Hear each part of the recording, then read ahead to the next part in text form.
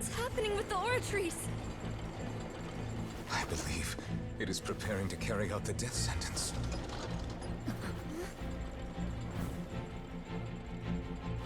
Furina!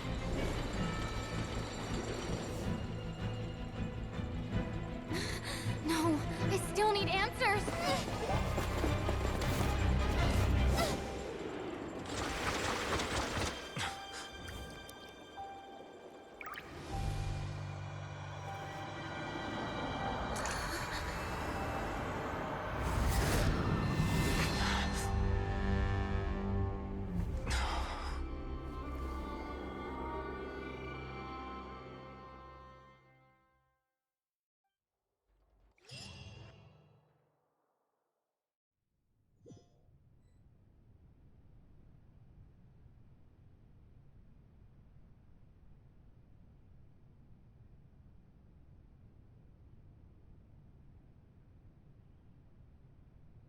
You...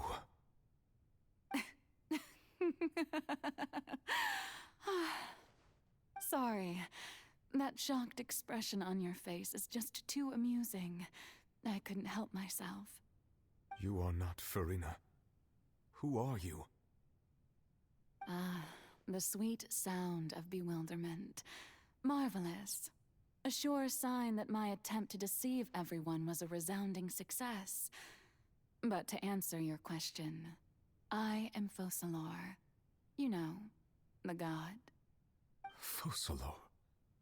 Why did you deceive us? Oh, that wasn't my goal, of course. Goodness, no. But I had to fool everyone else too, if I was to stand any chance of deceiving the heavenly principles. Deceiving the heavenly principles? It's all because of that pernicious prophecy. Dreadful, wasn't it? Everyone doomed to dissolve. Fontaine condemned to be flooded. One was not amused. In fact, one was positively bemused when that problem was thrust upon me by my dearest predecessor. That's the former Hydro-Archon Egeria for the uninitiated. It hardly gets more disastrous than a preordained national catastrophe, now does it? She knew full well that the prophecy would surely come to pass. And as one of the seven, she also knew full well that one defies the heavenly principles at one's peril. So yes, as you have no doubt surmised, it was a rather impossible situation that I found myself in. I spent a terribly long time mulling it over, alone on the ocean floor. And I was almost growing barnacles by the time I finally realized there was only one possible solution to this confounding conundrum. I had to outwit the heavenly principles, allow the prophecy to be fulfilled, ostensibly at least, while saving everyone at the same time. I'm a genius, I know. I can only assume that's why Egeria chose me as her successor. Although, looking back now, it was hardly the inheritance one dreams of. Between the task of saving the nation, the quotidian duties of the Hydro-Archon, and not to mention the original sin of creating a new race of humans, I dare say she left me quite a colossal mess to clean up. But one can only play the hand one is dealt. I did not choose this, any more than I chose to be one of her Oceanid familiars. So you were also once one of the Oceanids, transformed into a human by Egeria's hand? Yes, I was. I always dreamed of becoming human. And I still do, even now. In my eyes, to be human is to be part of the greatest opera ever known. After becoming a god, I separated my divinity from my body and spirit, leaving behind only a self that was as naive and bewildered as my past self on her first day as a human being. The me you see before you now is that divinity. And the human counterpart I left behind, I named Furina. She could feel joy, sorrow, and everything in between.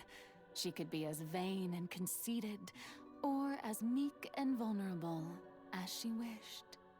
Her strengths were of a kind only a human could possess, as were her shortcomings. But in my eyes, Furina's humanity was what made her perfect. She was perfectly human in every way. The person I always wanted to be. Anyway, so then I cursed her. All part of the plan, of course. The plan to deceive the heavenly principles. Do you still remember the final scene of the prophecy? The Hydra Archon alone, weeping on her throne. In order that the prophecy might appear fulfilled, I invited Furina to be an actress, to play the part of the Hydro Archon in the prophecy. Under the curse I placed on her, so long as I, Focalors' divinity, continued to exist, she could not die. But nor was she free to live her life in the pursuit of happiness.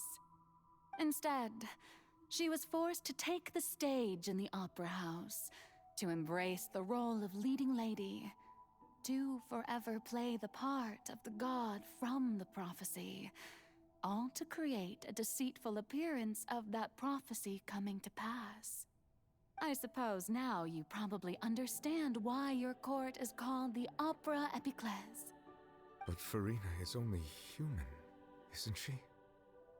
Even though she has had a long life, her mind is no stronger than that of any other ordinary human being. I cannot begin to fathom what she has had to endure.